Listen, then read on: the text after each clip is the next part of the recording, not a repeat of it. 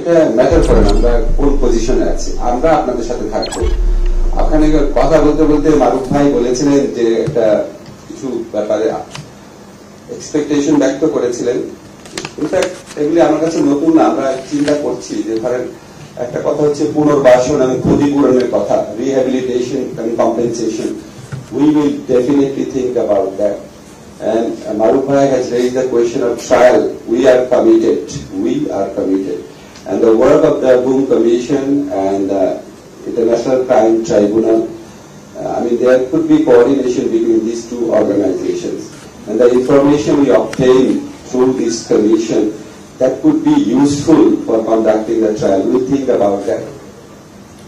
এখানে আপনারা আরো দাবি উঠেছে যে কথা বলেছেন যে ব্যাংক অ্যাকাউন্ট, সম্পত্তির উত্তরাধিকার এগুলি দেখা, এগুলি তো খুবই দরকার, একটু কনভিন্স করার ব্যাপারে। নিজেরাও তো ফিল করি যে আপনি মানে এটা বছরের পর বছর চলে থাকতে পারেন। এখানে একজন পরিবার আছে, আপনারা বলেছেন 2013 সনে থেকে গুম হয়েছে। আমাদের আপা বললেন, ওনার কথা শুনে I was so surprised that your husband has been subject victim of enforced disappearance since 2005. বিশ্বাস করা যায় না আর কি। তো এগুলি ব্যাপার যেটা আছে, আমরা এগুলি অবশ্যই আইন করার উদ্যোগ নিব এবং এটার মধ্যে ক্ষতিপূরণ হোক, এই লিগাল যে প্রবলেম গুলো আছে, অ্যাক্সেস টু ব্যাংক অ্যাকাউন্ট আর ইনহেরিটেন্স, এগুলিকে রিজলভ করার চেষ্টা করবো। আমাদের আদিল ভাই এই ব্যাপারে বহু বছর কাজ করছেন এবং আপনারা জানেন উনার নিজেকে কি পরিমাণ সাফার করতে হয়েছে, উনার পুরা ফ্যামিলিতে।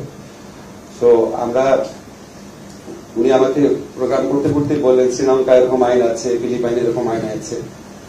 আমাদের আন্তরিকতা নিয়ে কোনো সন্দেহ রাখবেন না, শুধু এটুকু দাবি করি। আমাদের সক্ষমতার ঘাটতি থাকতে পারে, কিন্তু আমাদের আন্তরিকতা আর সাহসের কোনো অভাব নেই। আমরা এদের শেষ দেখে ছাড়বো। আর এখানে যারা আছেন বিদেশি delegate, I thank you, all of you, for coming here and expressing your solidarity with us.